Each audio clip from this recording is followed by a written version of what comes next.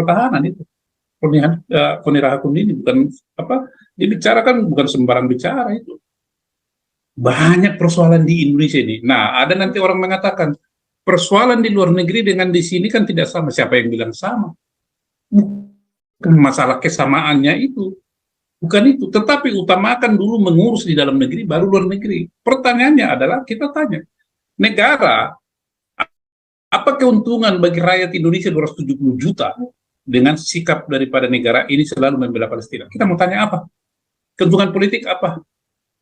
Keuntungan ekonomi apa? Apakah seperti yang dibilang tadi yang dibilang Bu Mega atau siapa SBY, kita berhutang? Ya, Anda yang berhutang. Kalau saya nggak mau berhutang, bayarlah itu. Sejak kapan kau berhutang? Sejak kapan mereka berjasa buat Indonesia? Yang pertama kali mengakui Indonesia merdeka ada. Emang dia sudah jadi apa negara Palestina sejak kapan? Nggak ada. Yang itu adalah Mesir, India. Jadi jangan menipu secara tipu-tipu lagi. Ya, nggak bisa ya bapak-bapak petinggi negara, dengan segala hormat, ilmu tipu-tipu nggak laku lagi sekarang. Dibongkar terus itu, dikorek, siapapun bisa mengetahui. Kalau zaman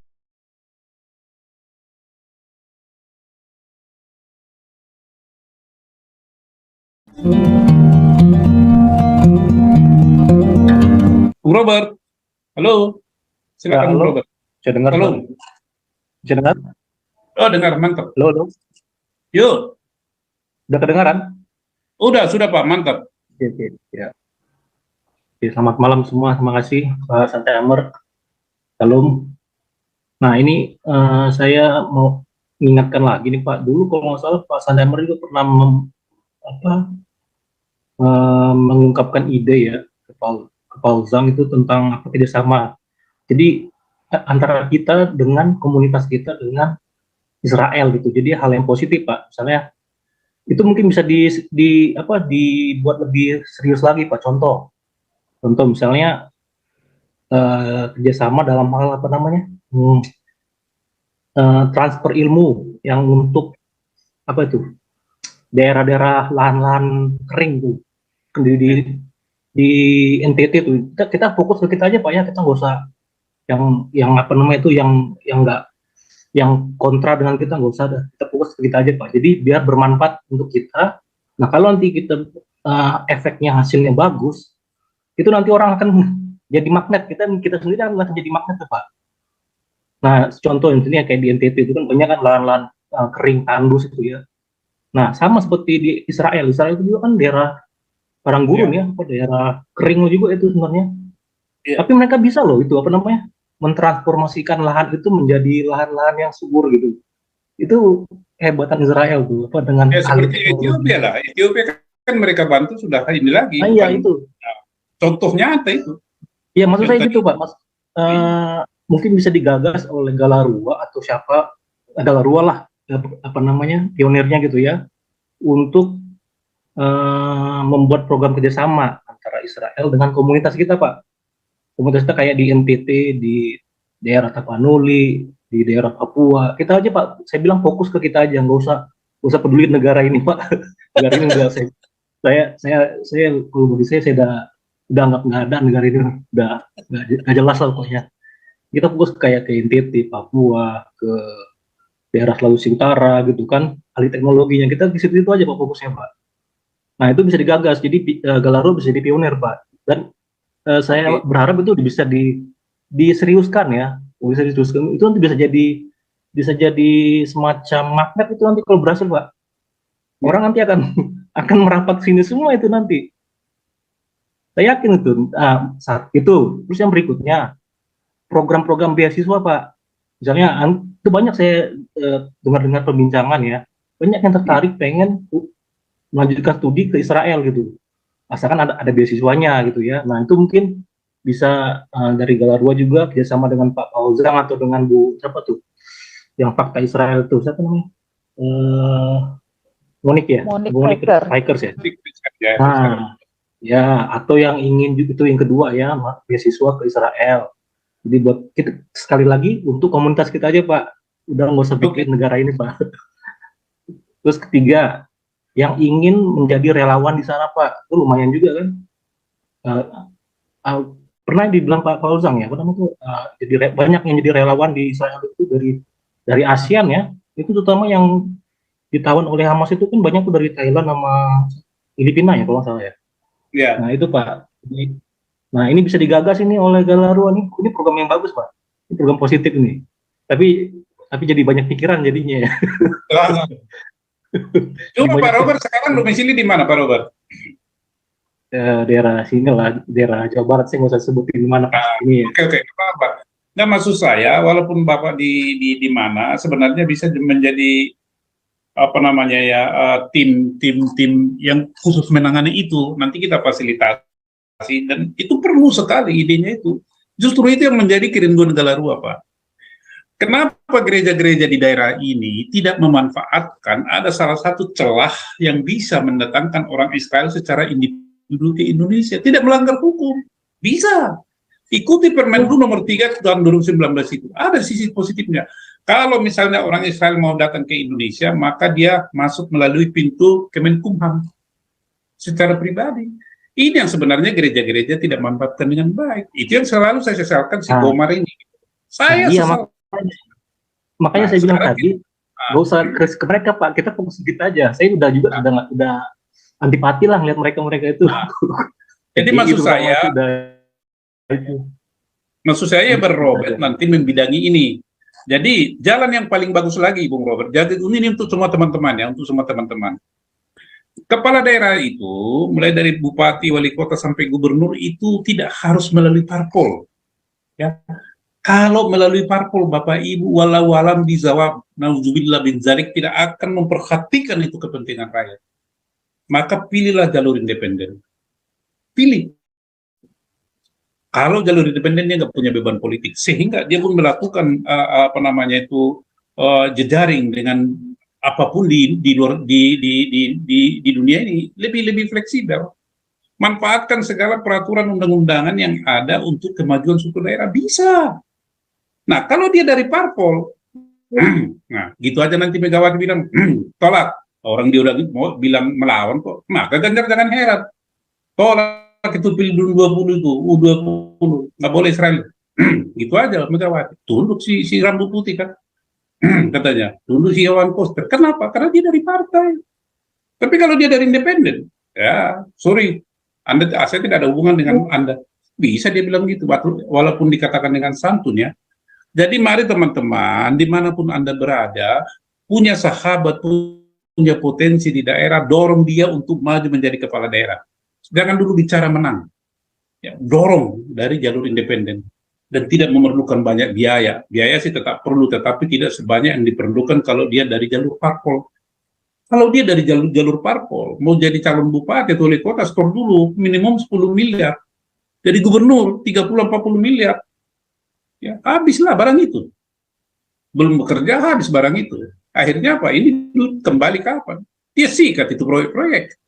Ya, pasti melalui kroninya, kerjakan ini, store sama saya sekian. Ya begitulah, bagaimana mengembalikan 10 miliar, bagaimana mengembalikan 30 miliar. Manfaatkan itu teman-teman. Kita dari Galarua memberi advokasi, silakan aja. Siapa jagoan Anda di NTT, terutama NTT. Itu siapa? Leskodet itu kan sudah nggak mau jadi gubernur lagi. Dorong siapa? Jangan juga si Geplet itu yang apa si Plate itu, yang koruptor itu kan. Banyak di sana toko-toko. Inilah informasi. Terima kasih ya, mana teman saya tadi si Siahan ini, Robert Siahan. Udah ya. gitu. Nah, itu Pak. Ya. Jadi nanti mungkin bisa diadakan pelatihan Pak. Pelatihan. Tahu, Robert kan tahu nomor telepon Galarua ya. Anda nanti sebagai salah seorang yang membidangi itu, karena kita kan tenaga terbatas. Terima kasih Robert Siahan.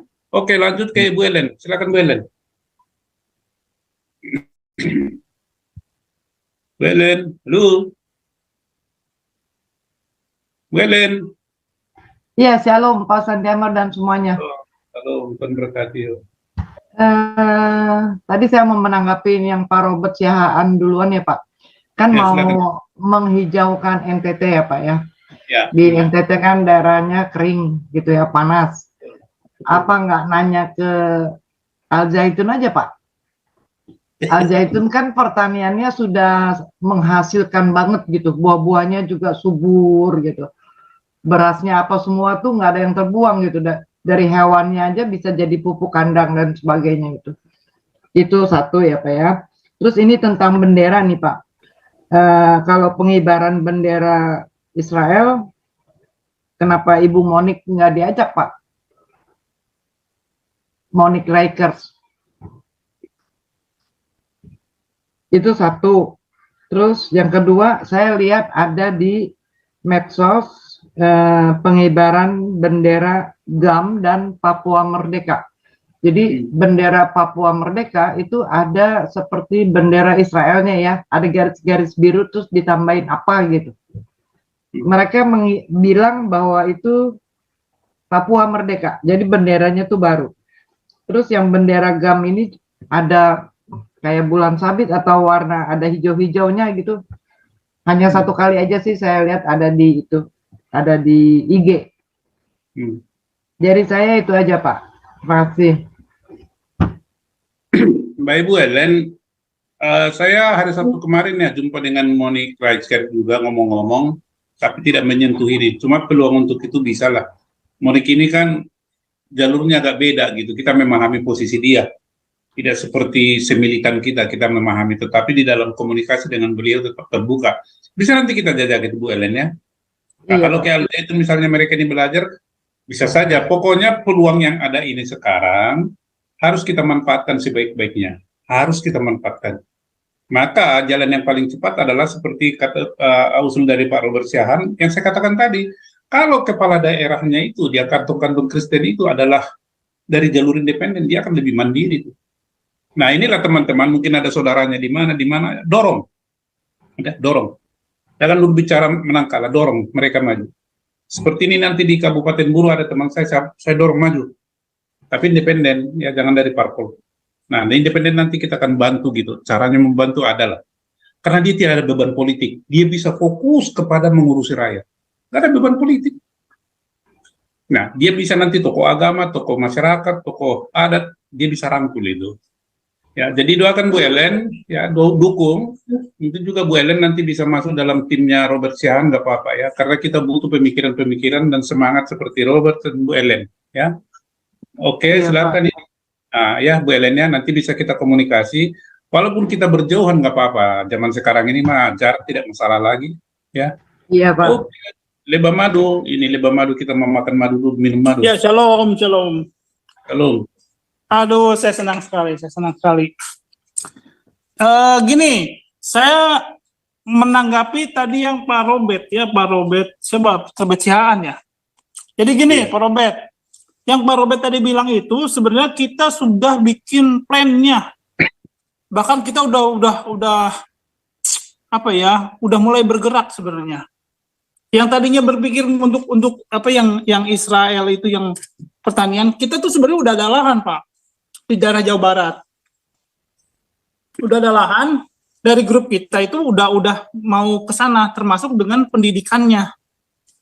Jadi kita udah konsepnya seperti Al-Zaitun tuh bikin konsep kibuts. Jadi mandiri banget, di satu wilayah mandiri dengan pertaniannya, dengan pendidikannya, dengan semua supaya holistik.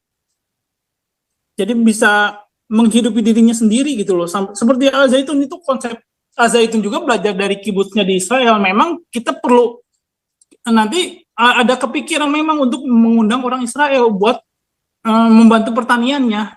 Kita mau memberkati memberkati negara ini dengan cara begitu. Iya. Udah ada konsepnya. Cuman ya kita perlu orang-orangnya betul. Kalau Pak Robert misalkan tadi kebetulan di Jawa Barat juga ya. Dan itu berminat membantu. Oh, kita sangat terbuka nih. Kita ada proyek besar soalnya. Nah, kita perlu orang-orangnya bergabung di Galarua. Nanti kalau kita kebetulan ini nanti proyeknya dengan Damarkasi ya. Karena lokasinya adalah lokasi yang pernah diinjil oleh Damarkasi. Jadi kita berjejaring dengan yayasan yang lain gitu loh. Nah, nanti Pak Robert bisa bergabung sama kita bersama-sama berpikir. Nah, satu lagi berpikir yang gini.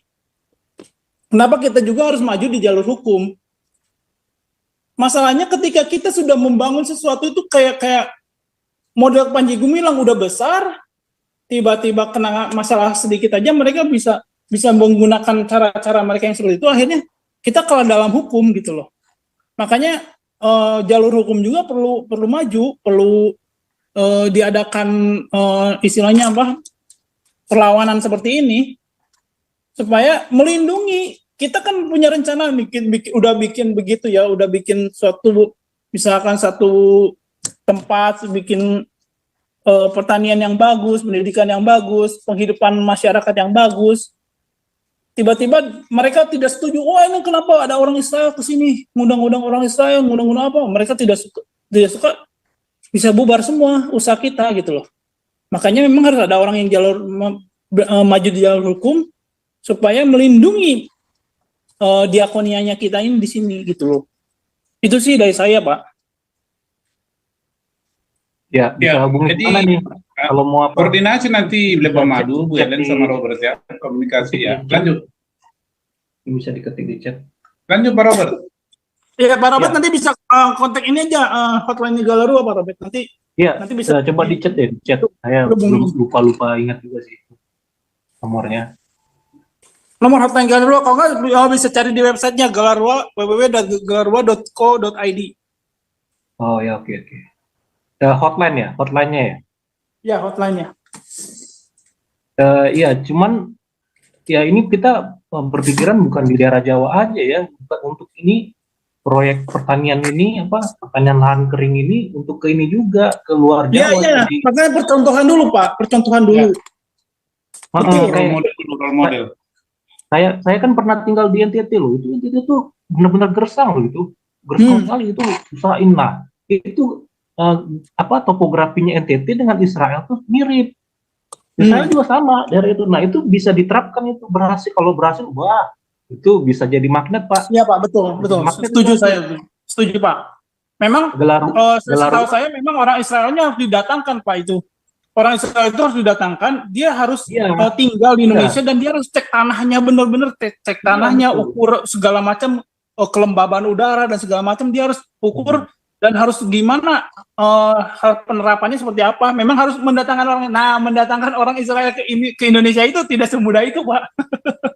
Ya, mungkin bisa contohnya jangan lewat Jakarta. Mungkin kita bisa usahakan orang Israel datang langsung ke Papua gitu ya. Yang bisa dipikirkan cara-cara alternatif lain gitu, jangan lewat Jakarta gitu kan.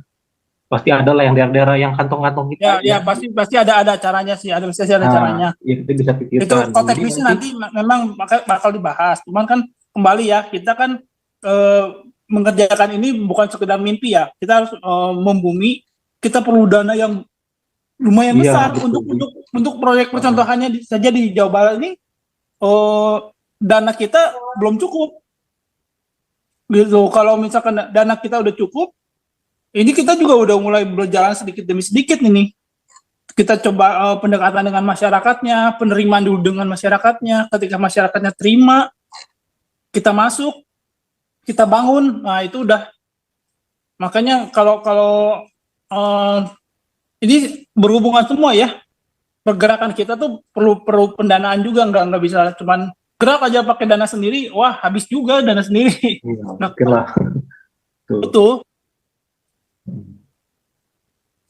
Karena kalau misalnya Jawa Barat berhasil nanti merambah tuh, pasti udah ada hasil nih jadi role model nih. Langsung terus berjaring terus. Sampai itu nanti ini udah jalan dan daerah-daerah di NTT itu jadi hijau, waduh, ini Galarua nih bisa menuai pujian ini langsung. Komunitas kita langsung punya nama ini. Orang langsung ke sini semua nanti jadi magnet gitu, berbondong-bondong nih. Yang tadinya caci maki sekarang jadi pujian di sini.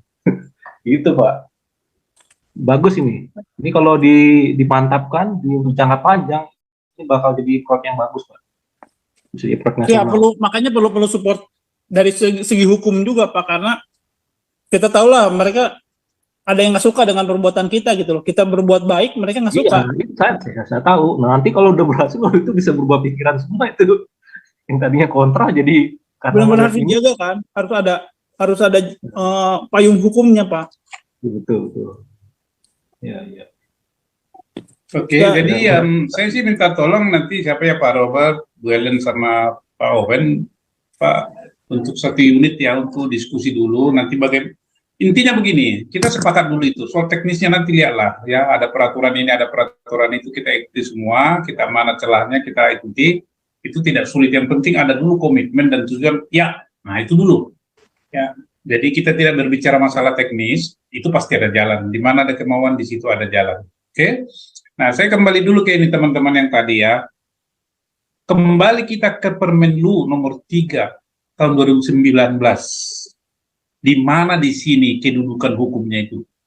Menurut Undang-Undang nomor 10 tahun 2004 atau menurut TAP MPR nomor 3 tahun 2004, di mana di sini? Tidak ada. Jadi, kalau si HRS itu mengatakan supaya dibubarkan yang mendukung Israel sesuai dengan Permen nomor 3 2019. Habib, lu datang ke gua deh diskusikan, jangan asal ngomong nyerocos kayak gitu, nggak bagus itu ya. Jangan membodohi masyarakat, jangan mengintimidasi. Anda kan mengintimidasi, Anda nanti yang dilaporkan gitu, karena ada pembodohan, menimbulkan kegaduhan. Di mana di sini? Coba lihat ini. Di mana juga termasuk peraturan 2 menteri, di mana itu? Ini mungkin di sini peraturan pemerintah, tapi kan peraturan menteri. Nah, siapa yang berhak mengeluarkan peraturan pemerintah? Kan presiden, tanda tangan. Di mana di sini kedudukannya? Nggak ada. Tidak ada teman-teman. Permen nomor 3 itu di mana tuh kedudukan hukumnya? Nggak ada. Ya, walaupun dia hierarki. Walaupun dia merujuk kepada konsiderannya ini, tetapi di dalam konteks hierarki peraturan perundang-undangan di mana? Nggak ada. Jadi kalau ada orang yang mengaturkan menurut itu, langsung lihat aja di sini. Kalau nggak ada di sini, sudah abaikan itu. Abaikan. Dan itu adalah mengatur atau memberikan petunjuk kepada pemerintah daerah. Kalau ingin melakukan hubungan dengan luar negeri, itu ada aturannya. Nah, maka untuk Israel, itu pemerintah daerah tidak boleh berhubungan. Dan tidak boleh mendirikan atau mengibarkan bendera. Pemerintah daerahnya, bukan masyarakatnya. Nah, pemerintah daerahnya loh, bukan masyarakatnya. Nah, yang kedua, kalau orang Israel mau masuk ke Indonesia, ada jalurnya. Ya, itu melalui Kemenkumham. Bisa, pribadi-pribadi. Artinya ada celah yang bisa kita manfaatkan. Ya. Jadi teman-teman ini supaya diingat betul ini, supaya nanti kalau kita berbangsa dan bernegara tidak gampang diombang-ambingkan sehingga takut, kita mau melakukan ini takut nanti melanggar peraturan di mananya? Karena kita lah sering tidak memberi perhatian yang cukup, menggumuli yang begini-begini, kita diombang-ambingkan. Termasuk yang saya katakan tadi, yang ini, mana nih? Yang ini. Yang ini. Mana ngerti ini undang-undang hukum ini? Nggak ngerti ini. Nggak ada kekuatan hukumnya ini bikin begini. Nggak ada kekuatan hukumnya ini. Nggak ada pun. Apa kekuatan hukumnya? Misalnya orang pun merobek-robek ini, apa dituntutnya? Nggak ada bisa dituntut. Nggak bisa. Jadi sayang sekali ini Doko, ini Bapak kita Mejen ini mungkin dia diomongin lah ya katanya ya. Sayang sekali ini. Sayang. Ya, melacurkan gelar-gelar yang begitu hebat atas nama pimpinan. Sejak kapan Anda di pimpinan agama Kristen? Saya mau tanya. Sejak kapan Anda diangkat menjadi pimpinan agama Kristen? Dan siapa yang mengangkat? Jangan bikin jabatan-jabatan begini. Orang Papua bilang tipu-tipu ini. Ya. Maaf kalau saya ngomong agak keras soal peraturan perundang-undangan. Kalau kita sudah tidak paham peraturan perundang-undangan dan berbuat sesuatu yang tidak berdasarkan peraturan perundang-undangan, itu yang berbahaya. Berbahaya itu. Ya. Atau mempelesetkan undang-undang itu atau peraturan itu seperti Rizik itu, Habib Rizik itu. Mempelesetkan itu dan digunakan untuk mengancam, bubarkan, mengusir. Emang lu siapa? Ya, jadi teman-teman jangan kecut gitu. Jangan kecut. Kalau kita kecut, diinjak terus kita. Dan roh kita itu adalah jadi roh penakut. Ya, roh penakut. Harus. Jadi teman-teman, Galarua dalam waktu dekat nanti akan melakukan mengkritisi pemerintah di dalam hal ini. Jangan terlalu berlebih-lebihan menyikapi suatu persoalan di luar negeri. Bukannya kita ahli politik. Coba itu apa kata Konera Hakundini kan? Orang sana yang berperang kok kita ribut amat sih di Indonesia ini, apa sih urusannya kan? Itu kan pakar pertahanan itu dan pakar pertahanan itu. Konera Hakundini bukan dibicarakan bukan sembarang bicara itu. Banyak persoalan di Indonesia ini. Nah, ada nanti orang mengatakan persoalan di luar negeri dengan di sini kan tidak sama. Siapa yang bilang sama?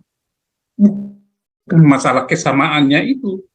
Bukan itu. Tetapi utamakan dulu mengurus di dalam negeri, baru luar negeri. Pertanyaannya adalah, kita tanya, negara, apa keuntungan bagi rakyat Indonesia 270 juta dengan sikap daripada negara ini selalu membela Palestina? Kita mau tanya apa?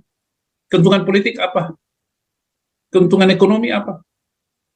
Apakah seperti yang dibilang tadi yang dibilang Bu Mega atau siapa SBY, kita berhutang? Ya, Anda yang berhutang. Kalau saya nggak mau berhutang, bayarlah itu. Sejak kapan kau berhutang? Sejak kapan mereka berjasa buat Indonesia? Yang pertama kali mengakui Indonesia merdeka ada. Emang dia sudah jadi negara Palestina sejak kapan? Nggak ada. Yang itu adalah Mesir, India. Jadi jangan menipu secara, tipu-tipu lagi. Ya, nggak bisa ya bapak-bapak petinggi negara dengan segala hormat, ilmu tipu-tipu nggak laku lagi sekarang. Dibongkar terus itu, dikorek, siapapun bisa mengetahui. Kalau zaman dulu oke lah, bapak-bapak bicara apa, iya, sekarang enggak gitu. Nggak bisa. Termasuk soal agama. Kau bilang kau menang debat,